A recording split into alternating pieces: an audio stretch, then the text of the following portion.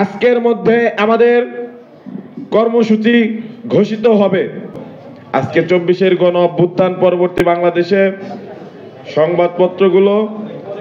এবং গণমাধ্যমগুলো কিন্তু স্বাধীনভাবে তাদের তথ্য উপাত্ত সহ নিউজ করতে পারছে বিধায় আমরা কিন্তু এই সকল সংবাদে আমরা হাসিনা গঙের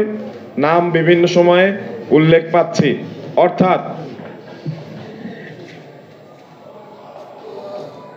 ছাত্র জনতার দাবির প্রেক্ষিতে গত 23শে ডিসেম্বর গঠিত যেই কমিশন, সেই কমিশন গঠনের প্রক্রিয়া সেটি প্রমাণ করে আসলে এই সমগ্র যে বিচার প্রক্রিয়া সেটি ছিল প্রশ্নবিদ্ধ। আমরা ছাত্র জনতার পক্ষ থেকে বলতে চাই, যদি কোনো নিরপরাধ বিডিআর সদস্য যারা এখনো তাদের সাজা ভোগ করে তাদের মেয়াদ শেষ হয়েছে, যারা পূর্বে খালাস পেয়েছেন কিংবা এখনো বিভিন্ন মেয়াদে সাজাপ্রাপ্ত হয়ে জেলের ভেতরে আছেন এবং একই সাথে যারা ফাঁসির দণ্ডপ্রাপ্ত হয়েছেন, এর মধ্যে পুরো বিচার প্রক্রিয়ায় যদি একজনের সাথেও অন্যায় করা হয়ে থাকে তাহলে আমরা বলতে পারি এই পুরো প্রক্রিয়াটি আসলে প্রশ্নবিদ্ধ। অর্থাৎ আপনাদের যেই কমিশন, সেই কমিশন যতক্ষণ পর্যন্ত না স্বাধীনভাবে তাদের তদন্ত রিপোর্ট জমা দেবে এবং সেখানে জন আকাঙ্ক্ষার প্রতিফলন না ঘটবে, ততক্ষণ পর্যন্ত আমরা মনে করি সকল বিডিআর যারা সদস্য আছেন, যাদেরকে অন্যায়ভাবে আটক করা হয়েছে, তাদের মুক্তি পাওয়ার অধিকার রয়েছে। আমরা ঠিক সেই জায়গায় দাঁড়িয়ে বলতে চাই যে এই পুরো বিচার প্রক্রিয়াটি ছিল যেহেতু প্রশ্নবিদ্ধ এবং অসংখ্য বিডিআর সদস্যকে হাসিনা জোরপূর্বক টর্চার করে বিভিন্ন সময়ে অনেককে হত্যা পর্যন্ত করেছে জেলের ভিতর নির্মমভাবে এবং তাদেরকে দিয়ে জোরপূর্বক স্টেটমেন্ট দেওয়াতে বাধ্য করেছে। এই মিথ্যা সাক্ষী দেওয়া পুরো বিচার প্রক্রিয়াকে আমি মনে করি একটি প্রশ্নবিদ্ধ জায়গায় ফেলে দিয়েছে এবং যেহেতু তাদের উদ্দেশ্য ছিল বাংলাদেশের স্বাধীনতা এবং সার্বভৌমত্বকে প্রশ্নবিদ্ধ করা এবং দুর্বল করা, সেই জায়গায় দাঁড়িয়ে বাংলাদেশের স্বাধীনতা এবং সার্বভৌমত্ব বিরোধী যেই পিলখানা হত্যাকাণ্ডের রায় হাসিনার সময়ে দেখেছি, সেই রায় যেন বাতিল করা হয় এবং আমরা মনে করি সরকারের যে হাতে যে পরিমাণ এখন পর্যন্ত সুযোগ রয়েছে, তাদের যে নির্বাহী আদেশ এবং আইনের ধারাগুলো মেনে তারা চাইলেই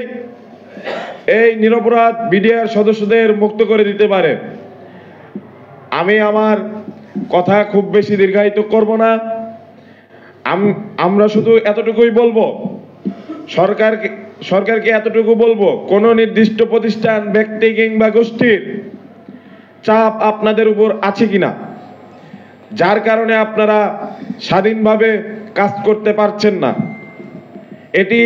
জনগণের সামনে আপনারা পরিষ্কার করুন। সারা বাংলাদেশের জনগণ আপনাদেরকে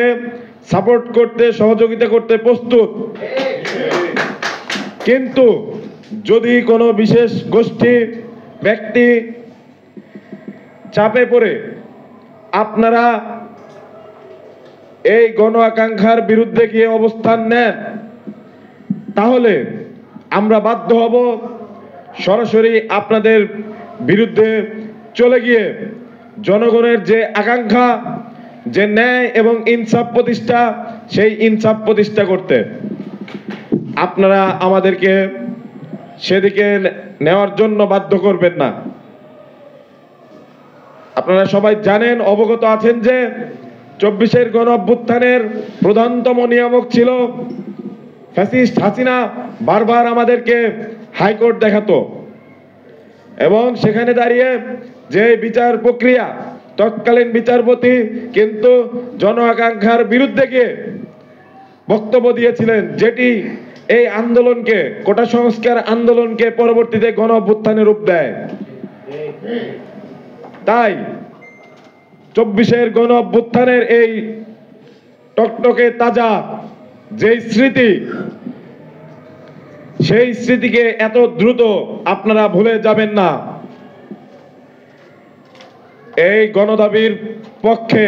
আপনাদের কার্যক্রম আমরা প্রত্যাশা করি এবং অতি দ্রুত সময়ের মধ্যে সকল নিরপরাধ বিডিআর সদস্যকে মুক্তি দেওয়ার দাবি জানাই এবং বাংলাদেশের সাধারণ জনগণকে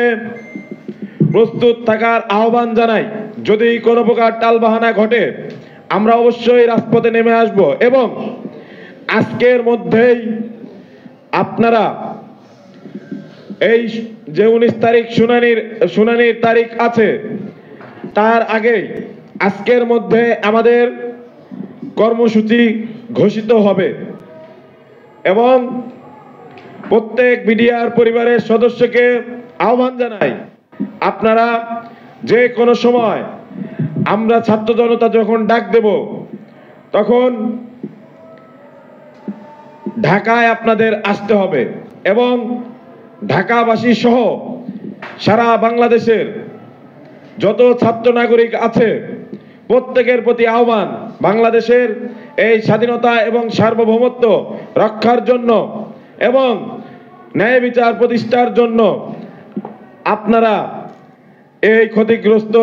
বিডিআর পরিবারের পাশে থাকবেন।